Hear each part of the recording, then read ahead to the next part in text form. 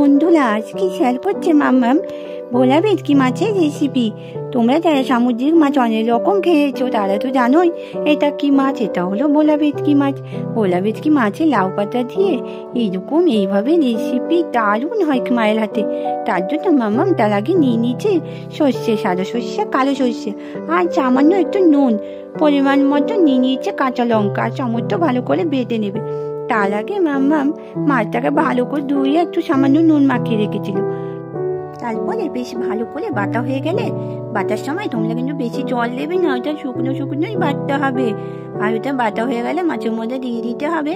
তাই মা ওটা দিয়েই দিল বাটাটা। তারপরে দিয়ে দিতে হবে পরিমাণ মতন নুন, হলুদ, লঙ্কা গুঁড়ো, তারপরে টমেটো কুচি, ধনে পাতা কুচি, আর দিয়ে দিতে হবে সামান্য কালো জিরে দেওয়ার পরে তারপরে ওপর থেকে দিয়ে দিতে হবে সর্ষে তেল।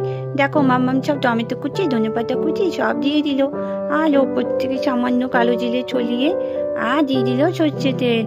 ওই দেখো সর্ষে তেলটা দিচ্ছে 3 থেকে 4 চামচ মনে হচ্ছে ওর মধ্যে দিয়ে দিতে হবে পরিমাণ মতন।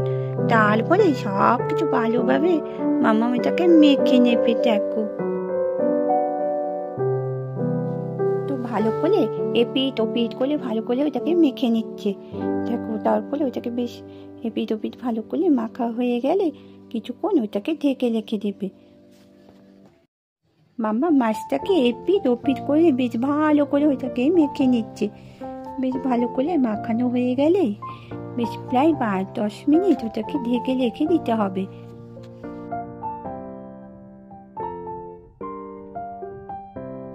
তারপরে 5-10 মিনিট পরে মাছগুলো এইদিকে লাউ পাতাগুলো ততক্ষণে মাম্মাম বেশ ভালো করে ধুয়ে নিয়েছিল।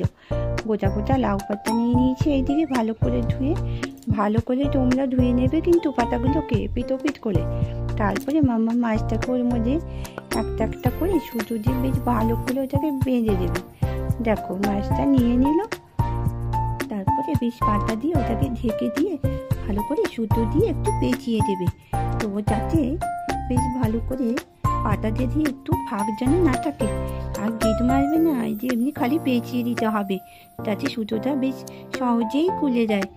তারপরে দেখো সবগুলোই তো হয়েই গেল, মাইল এরকম করে করেই নিল।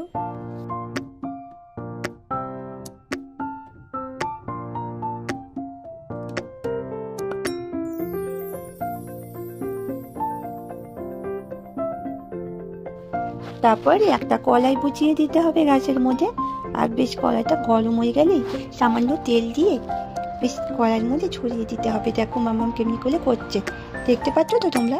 খুন্তি দিয়ে বেশ ভালো করে মাখিয়ে নিল। তারপরে ওর মধ্যে ওগুলোকে মাছগুলোকে দিয়েই দিল।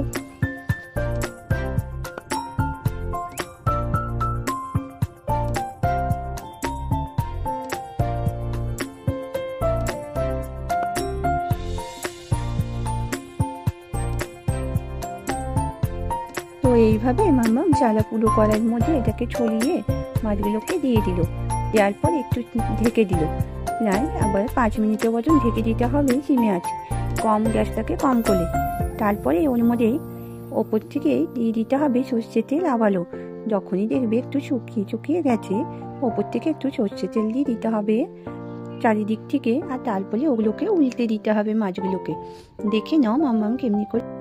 তারপরে যখনই মাছগুলো একটু পোলা পোলা হয়ে যাবে, মাম্মামের মতন একটা একটা করে মাছগুলোকে সব উল্টে নিতে হবে, যেরকম করে মাম্মাম সব উল্টে নিচ্ছে।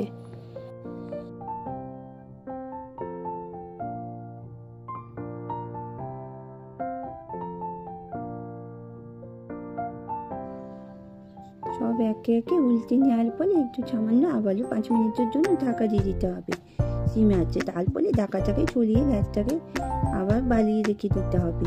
তো গ্যাসটাকে বাড়িয়ে নেওয়ার পরে তো দেখো মাম্মামের মাছ পাতুরি, ভোলা ভেটকি মাছের পাতুরি রেসিপি একদম রেডি হয়ে গেল। আর গরম গরম ভাতে এরকম ভোলা ভেটকি মাছের পাতুরি রেসিপি দারুণ লাগে। তোমরাও এরকমভাবে একবার অবশ্যই ট্রাই করবে। বাই।